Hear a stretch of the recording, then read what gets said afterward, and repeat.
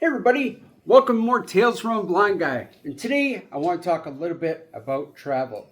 Now when I first came blind, I didn't have the best outlook for travel because to me in my mind, a lot of things were going on at the time, especially for my mental health.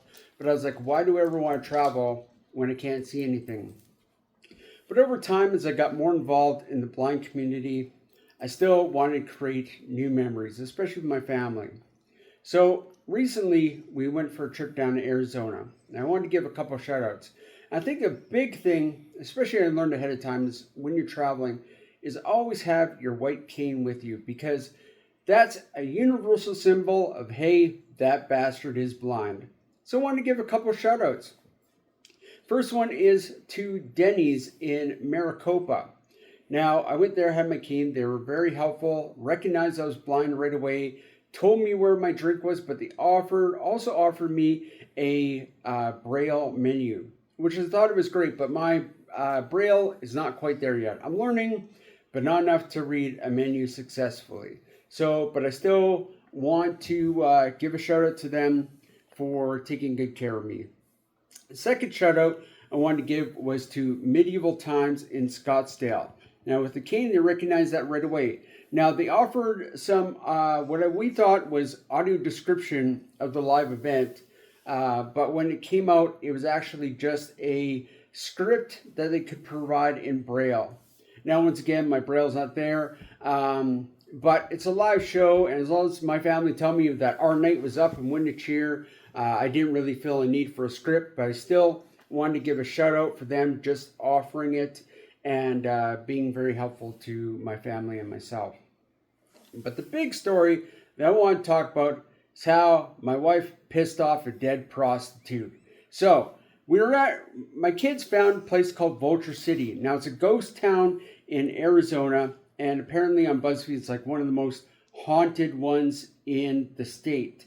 So we took a trip out there and we were looking through some of the buildings.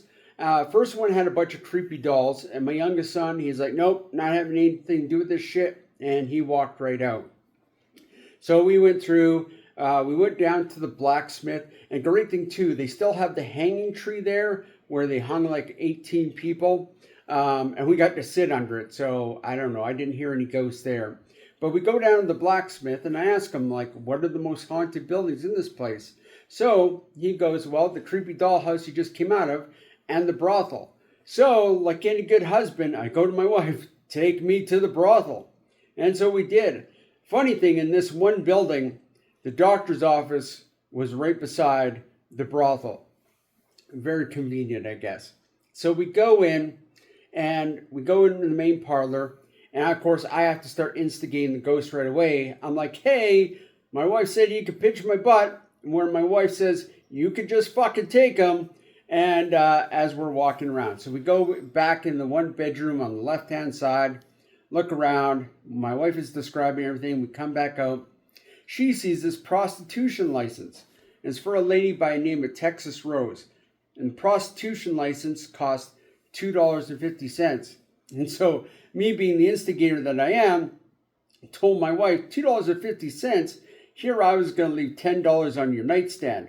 Well, that got my wife all riled up.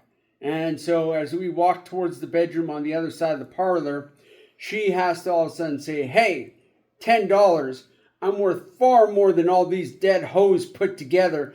All of a sudden, bam! My wife jumps like a good foot. There's this huge loud bang. We go back out into the main parlor. The front door had slammed shut hard. There was no breeze going through this building.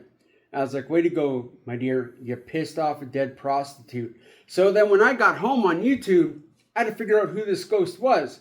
Apparently her name was Mexican Rita, and she still lives in the brothel, and my wife pissed her off. So far, I don't think Mexican Rita followed us home, but she could be like Bloody Mary. You see her in the mirror 3 times, and she'll come back after my wife, but so far, I think she's safe.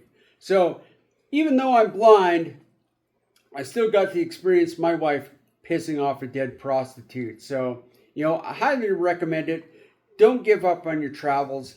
There's still lots of experiences to be had, even though you might not be able to see or you're very limited in what you can see. So that's my story for today. Please like and subscribe. And just remember, every time you hit subscribe, a blind person gets their wings.